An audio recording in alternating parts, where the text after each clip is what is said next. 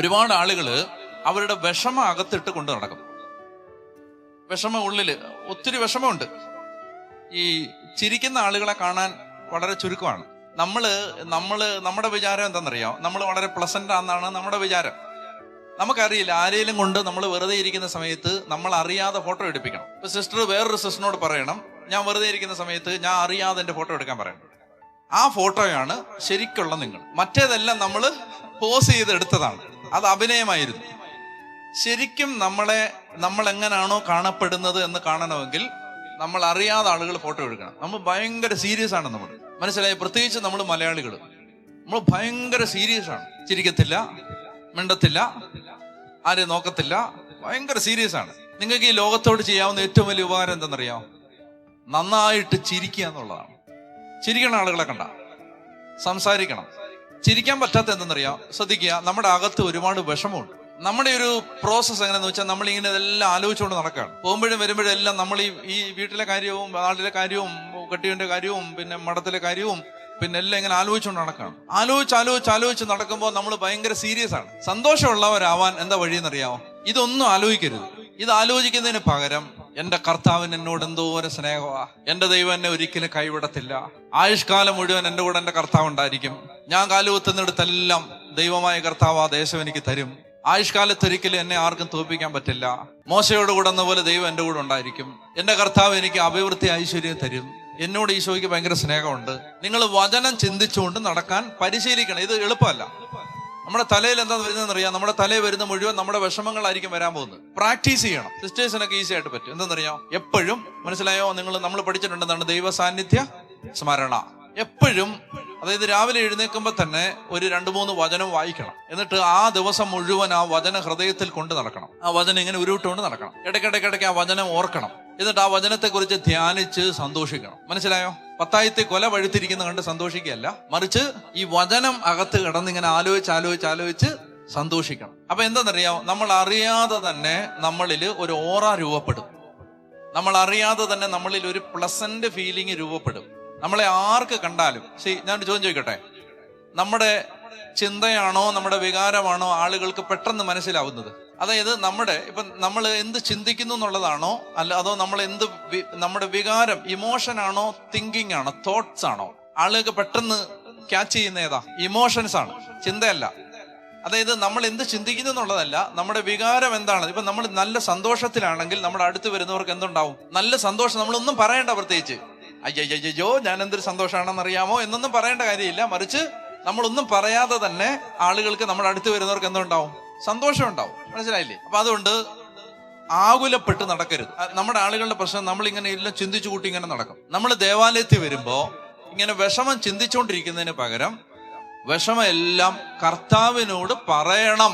ഇത് വളരെ പ്രധാനപ്പെട്ട കാര്യമാണ്. വചനം പറയുന്നു, ഞാൻ എന്റെ ആവലാദികൾ കർത്താവിനോട് വിവരിച്ചു. എസെക്കിയേൽ പറയുകയാണ്, ഞാൻ അമർഷം പൂണ്ടവനും പര്യാകുലനുമായിട്ടാണ് പോയത്. ജെറമിയ പറയുന്നു, ഞാൻ എന്ത് ചെയ്യുന്നു, ഞാൻ എന്റെ സങ്കടം എല്ലാം ഞാൻ കർത്താവേ ഞാൻ നിന്നോട് പറയുകയാണ്. മോശ ദൈവത്തോട് സങ്കടം പറയുന്ന നമ്മൾ കാണുന്ന ആവലാതി. ദാവീദ് ദൈവത്തോട് ആവലാതി പറയുന്നു. ദാവീദ് പറയുകയാണ്, ദൈവമേ, നാട്ടുകാരെന്നെ നോക്കി പറയുകയാണ് അവന്റെ ദൈവം അവനെ സഹായിക്കില്ലെന്ന്. അങ്ങനെ പറഞ്ഞ കർത്താവേ, ആവലാതി പറയും. അപ്പൊ നമ്മൾ ദേവാലയത്തിൽ വരുമ്പോ ശ്രദ്ധിക്കേണ്ടത് ഇതാണ്. ഞാൻ സ്തുതിക്കാനും പ്രാർത്ഥിക്കാനും ദൈവത്തെ ആരാധിക്കാനും പറയുന്ന സമയത്ത് ചിന്തിച്ചോണ്ടിരിക്കാതെ കർത്താവിനോട് പറയണം. എന്നിട്ട് ഒന്നാമത്തെ കാര്യം, സ്തുതിക്കുമ്പോഴും ആരാധിക്കുമ്പോഴും ഈ ചുറ്റും നോക്കുകയേ ചെയ്യരുത്. ഒരു ദൈവാനുഭവം ഉണ്ടാവാൻ ആഗ്രഹിക്കുന്നുണ്ടോ? കൈവക്ക്. ഉണ്ടെങ്കിൽ ഞാൻ എളുപ്പവഴി പറഞ്ഞുതരാം. ഇന്ന് വരെ അനുഭവിച്ചിട്ടില്ലാത്തതുപോലെ യേശുവിനെ അനുഭവിക്കും. ഞാൻ പറയുന്ന ഈ കുഞ്ഞു കാര്യം ചെയ്താൽ മതി, ചെറിയ കാര്യം. എന്താണെന്നറിയാം? ഒന്ന്, പുറം ലോകത്തെ മറക്കുക. പ്രാർത്ഥിക്കുമ്പോൾ വെളിയിൽ എന്റെ അടുത്തൊരാൾ നിപ്പുണ്ടെന്ന് ഓർക്കുകയും ചെയ്തു. ഞാനും എന്റെ കർത്താവും മാത്രമേ ഉള്ളൂ. ബുദ്ധിയെടുത്ത് തോട്ടിലെറിയുക, ബുദ്ധിയെടുത്ത് പെരിയാറിൽ എറിഞ്ഞേക്കുക. ഈ ബുദ്ധിയാണ് ഈ പ്രശ്നമെല്ലാം ഉണ്ടാക്കുന്നത്. ബുദ്ധിമാന്മാരിൽ നിന്നും വിവേകികളിൽ നിന്നും മറച്ചു വെച്ച് ശിശുക്കൾക്ക് വെളിപ്പെടുത്തുന്ന ദൈവമാണ് ബുദ്ധി. മറ്റു സമയത്ത് എടുത്താൽ മതി. കർത്താവ് പറയുന്നത് കണ്ണും പൂട്ടി വിശ്വസിക്കുക. എന്നിട്ട് കർത്താവിനോട് പ്രാർത്ഥിക്കുമ്പോൾ ദൈവാനുഭവം ഉണ്ടാവാൻ പറയുകയാണ്. പ്രാർത്ഥിക്കുമ്പോൾ അടുത്തൊരാൾ നിപ്പുണ്ടെന്ന് ചിന്തിക്കുകയേ ചെയ്യരുത്. കണ്ണടച്ചോണം. എന്നിട്ട് സ്വതന്ത്രമായിട്ട് അങ്ങ് ആരാധിക്കണം. മനസ്സിലായോ? നമ്മൾ ഈ ചുറ്റുപാടുകളെ ശ്രദ്ധിച്ചുകൊണ്ട് നിൽക്കുന്നതുകൊണ്ടാണ് നമ്മൾ വളരെ അച്ചടക്കത്തോടെ നിന്ന് ആരാധിക്കുന്നത്. നിങ്ങളെ മറന്നാൽ ആരാധന പാട്ട് പാടി കഴിയുമ്പോൾ നിങ്ങൾ ഇങ്ങനെ നിൽക്കുന്നതാണ്. മനസ്സിലായോ? പുറകിൽ നിന്നൊരു ചേട്ടൻ ഫ്രണ്ടിൽ നിൽക്കുന്ന കാണാം, പ്രാർത്ഥിച്ച് ദൈവാനുഭവം ഉണ്ടാവണമെങ്കിൽ ശ്രദ്ധിച്ചോളുക, പഞ്ചേന്ദ്രിയങ്ങളെ അടയ്ക്കണം. ഈ ശരീരത്തെ മറന്നാൽ ആത്മാവ് ജ്വലിക്കും. ശരീരത്തെ ഫോക്കസ് ചെയ്ത് നിൽക്കരുത്. അടുത്ത ആള് നിൽപ്പുണ്ട്, ശ്രദ്ധിക്കുന്നുണ്ട്, അവര് നോക്കുന്നുണ്ട്, ഇവര് നോക്കുന്നുണ്ട്, ഇതൊക്കെ ചിന്തിച്ചുകൊണ്ടിരുന്നാൽ ആത്മാവിന്റെ ലോകം തുറക്കപ്പെടില്ല. അതുകൊണ്ട് ആരാധിക്കുന്ന സമയത്ത് എല്ലാം മറന്നോണം. ദാവീദ് വാഗ്ദാന പേടകത്തിന് മുമ്പിൽ നൃത്തമാടിയപ്പോ തുണി അഴിഞ്ഞു പോയത് പോലും അറിഞ്ഞില്ല. ഭാര്യ പറഞ്ഞപ്പോഴാണ് അറിഞ്ഞത് തുണിയില്ലായിരുന്നു എന്നുള്ള വിവരം. തുണി അഴിഞ്ഞുപോയി, ഡാൻസ് ചെയ്തപ്പോ തുണി അഴിഞ്ഞുപോയി. അപ്പൊ എന്തായാലും നമ്മുടെ തുണിയൊന്നും അഴിഞ്ഞു പോകത്തില്ല, അത് പേടിക്കണ്ട. പക്ഷെ എല്ലാം മറക്കുക, ദൈവത്തെ എല്ലാം മറന്ന് ആരാധിക്കുക.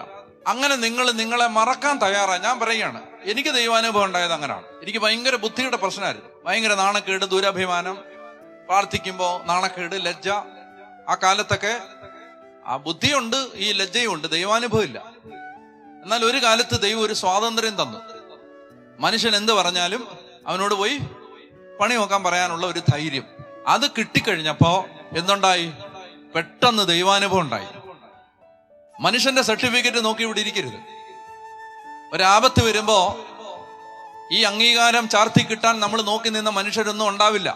ആരെ പേടിച്ചിട്ടാണോ നിന്റെ ജീവിതത്തിന്റെ ആധാരമായവനെ ആരാധിക്കാൻ നീ മറന്നത്, ആപത്ത് വരുമ്പോ അവര് നിന്നെ സഹായിക്കില്ല.